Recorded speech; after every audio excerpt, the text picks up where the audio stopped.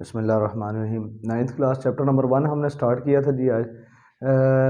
आज हम chapter number 1 की जो सी है वो नेक्स्ट डेफिनेशंस जो सी हैं वो साथ करेंगे, साथ एक्सरसाइज 1.1 करेंगे। इक्वल मैट्रिक्स हमारे पास जी नेक्स्ट डेफिनेशन है। पहले हमने इंट्रोडक्शन किया था मैट्रिक्स का, मैट्रिक्स की डेफिनेशन को हम रीड आउट किया था। फिर उसके बाद हमने नेक्स्ट जो सा ऑर्डर ऑफ मैट्रिक्स पढ़ा था। मैट्रिक्स के अंदर रो क्या चीज़ होती है, कॉलम क्या चीज़ होती है। नेक्स्ट अब हमारे पास इक्वल मैट्रिक्स, दो मैट्रिक्स जो उनसे हैं वो हमारे पास इक्वल कब होते हैं। दो मैट्रिक्स हैं हमारे पास, मैट्रिक्स है ए, उनका नाम हमने रखे हैं जी ए और बी। दो मैट्रिक्स हैं, एक ए है एक बी मैट्रिक्स है। वो हमारे पास इक्वल कब कहलाएंगे, जब ये जो हमारे पास कंडीशन लगी हुई है इफ़ एंड ओनली इफ़ की। इसका मतलब है कि सिर्फ और सिर्फ, यानी कि ये कंडीशन बहुत हार्डली इस चीज़ को फॉलो करेगी। ये दोनों कंडीशन में से कोई एक कंडीशन भी अगर फॉलो नहीं करती तो उस वक्त हमारे पास ये इक्वल मैट्रिक्स जो उनसे दो मैट्रिक्स इक्वल होंगे वो इक्वल नहीं, हम उन्हें इक्वल नहीं कह सकेंगे। कौन कौन सी कंडीशन है। नंबर 1 हमारे पास कंडीशन है कि ऑर्डर ऑफ मैट्रिक्स ए जो सा है वो इक्वल होना चाहिए ऑर्डर ऑफ मैट्रिक्स बी के। ए का ऑर्डर निकालेंगे, बी का ऑर्डर निकालेंगे, दोनों अगर इक्वल आ जाएंगे तो फिर हमारे पास फर्स्ट कंडीशन जो सी है वो क्या हो जाती है, इक्वल हो जाती है। जैसे कि फर्स्ट ए का जो सा है वो ऑर्डर आ जाता है 2/2, तो सेकंड बी का भी ऑर्डर क्या होना चाहिए 2/2। अगर इसका हमारे पास आ जाता 3/2 तो इसका भी ऑर्डर क्या होना चाहिए 3/2। अगर इसका ऑर्डर आ जाता है 1/1 तो बी का भी ऑर्डर क्या होना चाहिए 1/1 या 1x1 भी लिख सकते हैं। तो एक तो हो गया हमारे पास फर्स्ट कंडीशन के ऑर्डर ऑफ ए जो है वो इक्वल होनी चाहिए ऑर्डर ऑफ बी के। नंबर सेकंड हमारे पास कंडीशन है कि उसकी जो क्रॉसपॉन्डिंग एंट्रीज हैं, क्रॉसपॉन्डिंग एंट्रीज जो सी हैं वो हमारे पास क्या होनी चाहिए, इक्वल होनी चाहिए। यानी कि ए मैट्रिक्स के अंदर अगर फर्स्ट एलिमेंट जो सा है वो 3 है तो सेकंड बी के अंदर भी जो सा हमारे पास फर्स्ट एलिमेंट होगा वो क्या होना चाहिए 3 होना चाहिए। यानी कि अगर एलिमेंट नंबर 2 जो सा वो हमारे पास 7 आ जाता है ए के लिए, तो बी मैट्रिक्स के लिए भी जो सेकंड एलिमेंट होना चाहिए वो कौन सा होना चाहिए, हमारे पास 7 ही होना चाहिए। यह क्रॉसपॉन्डिंग एंट्रीज जो सी हैं वो हमारे पास क्या होनी चाहिए, सेम होंगी, तब हमारे पास सेकंड कंडीशन एप्लीकेबल होगी। और जब बोथ कंडीशंस जो सी हैं वो हमारे पास एप्लीकेबल हो जाती हैं फिर उन दोनों मैट्रिक्स को हम ए इक्वल टू बी लिख सकते हैं। यानी कि उस वक्त हम कहेंगे कि हमारे बोथ मैट्रिक्स ए और बी जो हैं वो हमारे पास क्या हो गए हैं, इक्वल हो गए हैं। फॉर एग्जांपल हमारे पास यहाँ पे एक एग्जांपल है, ए मैट्रिक्स है फिर हमारे पास बी मैट्रिक्स है। तो इसका ऑर्डर अगर हम देखें तो number of rows and number of columns को अगर देखें तो 2x2 या 2/2 हमारे पास इसका मैट्रिक्स बन रहा है। और बी का भी ऑर्डर क्या बन रहा है 2/2 या 2x2, 2/2 बन रहा है। ठीक है जी। फर्स्ट एलिमेंट हमारे पास ये है, सेकंड एलिमेंट ये है, थर्ड एलिमेंट ये है, फोर्थ एलिमेंट ये है। यहाँ पे एक कंडीशन देखिएगा कि ये 5 में से 3 माइनस हो रहा है। इसका मतलब ये नहीं है कि ये एक अलग नंबर है, इसको हम सॉल्व करेंगे। इसको अगर हम सॉल्व करें तो हमारे पास जो नया मैट्रिक्स बी की फॉर्म बनती है वो हमारे पास कुछ इस तरीके से बनेगी। 5 में से 3 माइनस हुआ 2, 5 ऐसे कैसे ही आ गया हमारे पास। उसके बाद 3 + 4 7 हो जाएगा। ये हमारे पास 2 + 1 3 हो जाएगा। अब इसकी लिखने का मकसद ये था कि हमारे क्रॉसपॉन्डिंग एलिमेंट्स हम देखें कि क्रॉसपॉन्डिंग एलिमेंट्स हमारे जो हैं वो इक्वल हैं। यानी फर्स्ट कंडीशन तो हमारी इक्वल हो गई है क्योंकि ऑर्डर जो है बोथ का क्या हमारे पास सेम आ गया।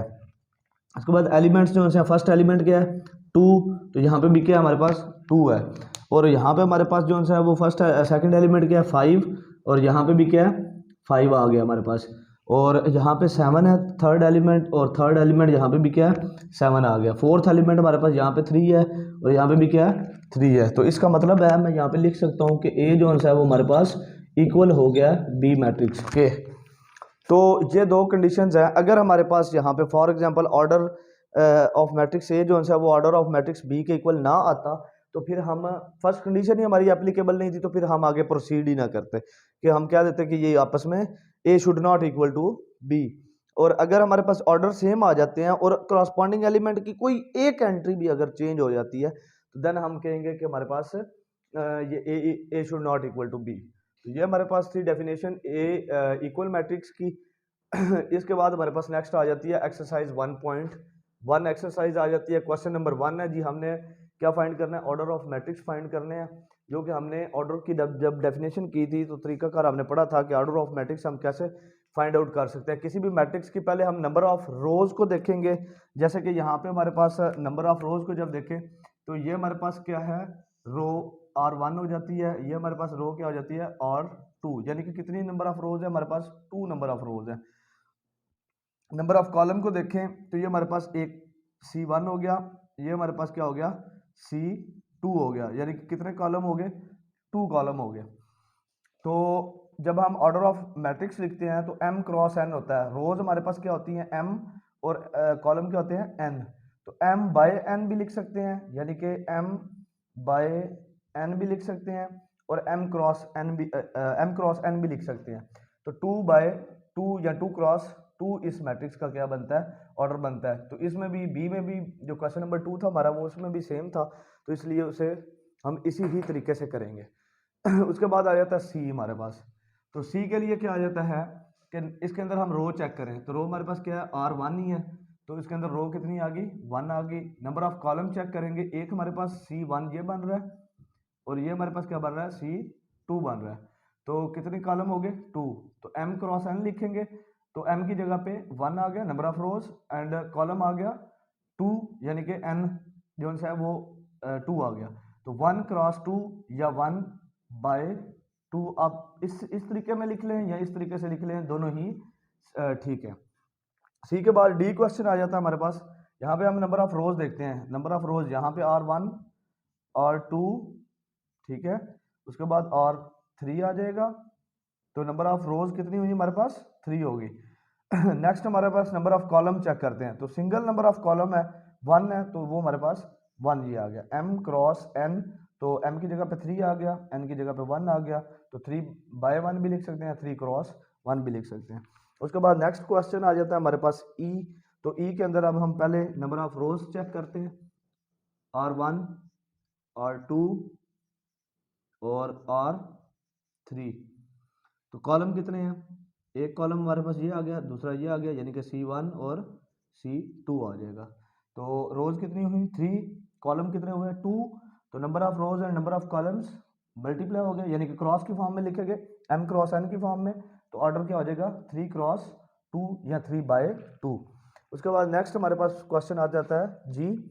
तो इसके अंदर नंबर ऑफ रोज चेक करें, एक हमारे पास R1, ये हमारे पास R2, और ये हमारे पास R3, यानी कि नंबर ऑफ रोज हमारे पास कितनी हुई, 3। इसी तरह नंबर ऑफ कॉलम चेक करते हैं, C1, ये हमारे पास C2, और यहाँ पे ये हमारे पास C3 आ गया। तो नंबर ऑफ कॉलम कितने हुए, 3। तो m क्रॉस n 3 बाय 3 या 3 क्रॉस 3, ये हमारे पास इस जी मैट्रिक्स का क्या आ जाएगा, ऑर्डर आ जाएगा। इसी तरह नेक्स्ट एक पार्ट 2 हमारे पास और है, एक पार्ट है, तो वो हमारे पास आप लोगों जो के लिए असाइनमेंट है, आप लोग खुद करेंगे। एक F पार्ट है, वो भी आप लोगों ने जो है वो आपके लिए असाइनमेंट हो, वो आप लोगों ने खुद करना है। क्वेश्चन नंबर 1 के बाद ये क्वेश्चन नंबर 2 है। क्वेश्चन नंबर 2 के अंदर हमारे पास क्या कहता है कि हमारे पास कुछ उसने क्वेश्चंस दे दिए हैं ABCDEFGH की फॉर्म में या IJ की फॉर्म में। तो उसको आपने क्या करना है कि उसमें से ढूंढने हैं कि कौन सा मैट्रिक्स जो है वो किस मैट्रिक्स के इक्वल होगा, यानी कि आपने इक्वल मैट्रिक्स को तलाश करना है। तो इक्वल मैट्रिक्स की हमने डेफिनेशन पढ़ी है आज ही। तो इसी डेफिनेशन के अंदर हमने क्या कहा था कि दो जो उनसे हमारी कंडीशंस हैं वो फुलफिल होनी चाहिए। जिन जिन मैट्रिक्स के अंदर दो कंडीशंस फुलफिल होती जाएंगी वो हमारे पास क्या हो जाएंगे, इक्वल मैट्रिक्स हो जाएंगे, और जिनकी आपस में वो दो कंडीशंस फुलफिल नहीं होंगी वो हमारे पास क्या कहलाएंगे, इक्वल मैट्रिक्स नहीं होंगे। तो हमने यहाँ पे पेयर तलाश करना है कौन सा मैट्रिक्स जो है वो किस मैट्रिक्स के इक्वल है। तो यहाँ पे मैंने शॉर्टली आपको क्वेश्चन लिख दिया, ए हमारे पास एक मैट्रिक्स है और सी एक मैट्रिक्स है जिसके अंदर हमारे पास वो कंडीशंस फुलफिल हो रही थी। जैसे कि इस ए मैट्रिक्स का हम ऑर्डर निकालेंगे, तो ऑर्डर हमारे पास क्या आता है, नंबर ऑफ रोज भी हमारे पास कितनी है, 1 है। नंबर ऑफ रोज कितनी है हमारे पास, 1 है, और नंबर ऑफ कॉलम्स कितने हैं, वो भी 1 है। तो हमारे पास जो ऑर्डर बनेगा वो 1 क्रॉस 1 या 1 बाय 1 बन जाएगा। अब यहाँ पे देखें 5 माइनस 2 है हमारे पास, 5 माइनस 2 3 नंबर बनता है, यानी कि एक ही नंबर है। इसको आपने दो एलिमेंट नहीं समझना, जब आप इसको सॉल्व करेंगे तो c इक्वल टू ये क्या बन जाएगा, 5 माइनस 2 3 बन जाएगा। तो ये एक ही हमारे पास रो है R1 आ जाएगी, और एक ही हमारे पास कॉलम है C1। तो उसके लिए हमारे पास C के लिए जो ऑर्डर बनेगा वो क्या बनेगा, 1 क्रॉस 1, यानी कि इसका ऑर्डर और इसका ऑर्डर क्या हो गया हमारे पास, सेम हो गया। ऑर्डर सेम करने के बाद हमारे पास क्रॉसपॉन्डिंग एंट्रीज भी सेम होना जरूरी है, तो तभी हम इनको इक्वल मैट्रिक्स मानेंगे। तो क्या है हमारे पास यहाँ पे एलिमेंट एंट्री जो सी है वो हमारे पास क्या है, एलिमेंट क्या है 3। तो यहाँ पे 5 में से 2 माइनस किया तो हमारे पास क्या आ गया 3 आ गया। इसका मतलब है इसकी एंट्रीज भी क्या हो गई हैं सेम, तो इसलिए हम इसे क्या कह सकते हैं कि ए मैट्रिक्स जो है वो सी मैट्रिक्स के इक्वल है। नेक्स्ट हमारे पास आ जाता है बी मैट्रिक्स और आई मैट्रिक्स जो है। यहाँ पे भी हम नंबर ऑफ रोज और नंबर ऑफ कॉलम पहले डिस्कस करेंगे, यानी कि ऑर्डर को सेम करेंगे। तो हमारे पास नंबर ऑफ रोज कितनी है 1 और नंबर ऑफ कॉलम कितने हैं C1 एंड C2। तो इसका ऑर्डर क्या बनेगा 1/2 या 1 क्रॉस 2। तो एक number of rose 1 and number of column 2।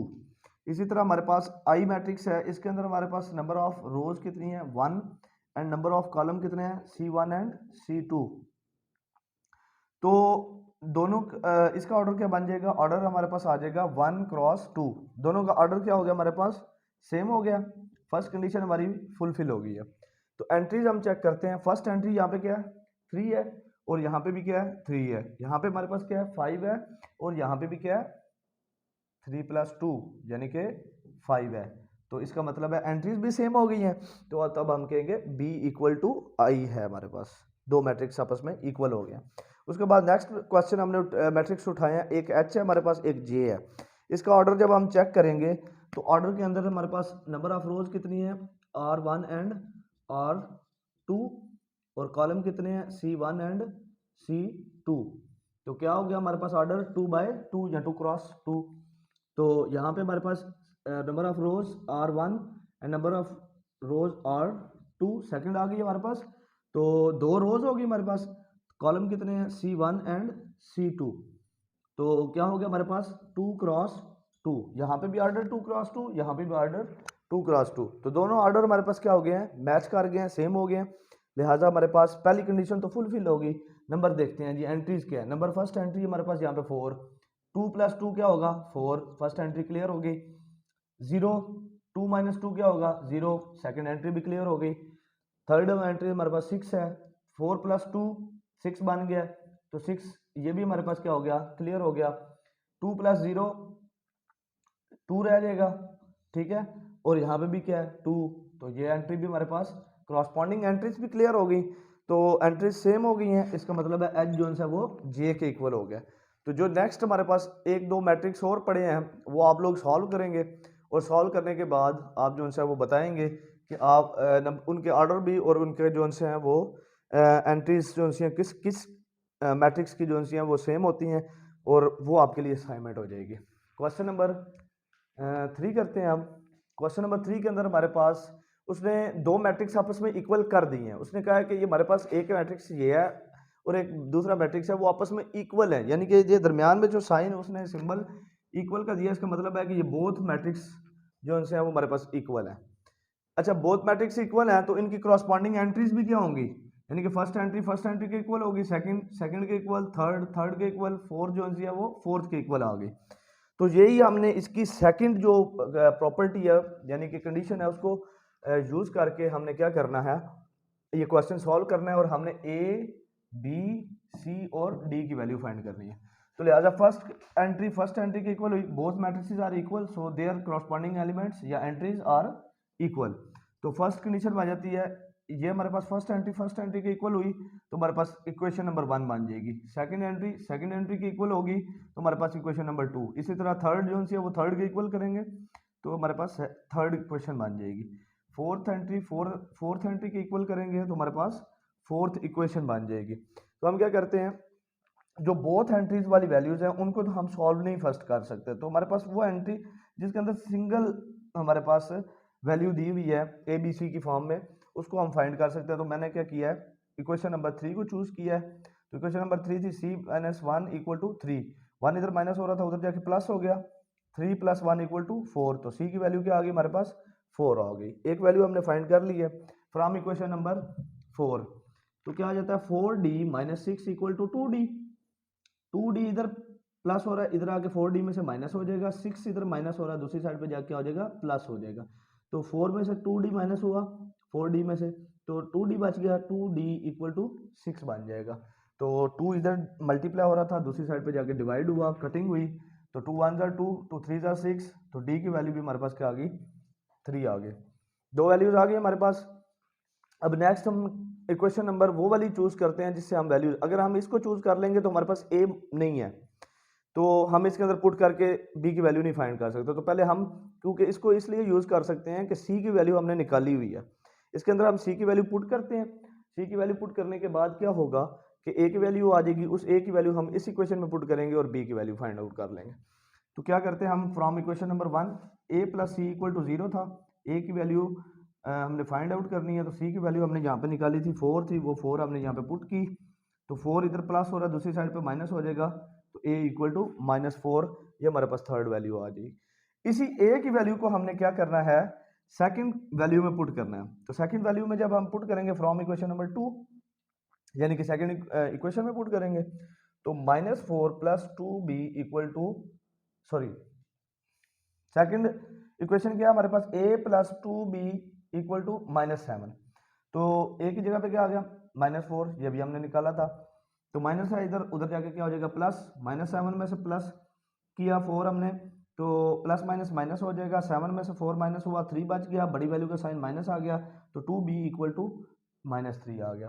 2 इधर मल्टीप्लाई हो रहा था, उधर जाके डिवाइड हो गया, 3/2 आ जाएगा, तो 3 को जब हम 2 पे डिवाइड करवाएंगे तो 1.5 बनता है, और b इक्वल टू माइनस हमारे साथ वैसे चल रहा था, तो b इक्वल टू -1.5, ये हमारे पास फोर्थ वैल्यू आ जाएगी। इसके बाद जो आपकी असाइनमेंट है वो आपने करनी है, और करके जो है वो कमेंट में डन करना है।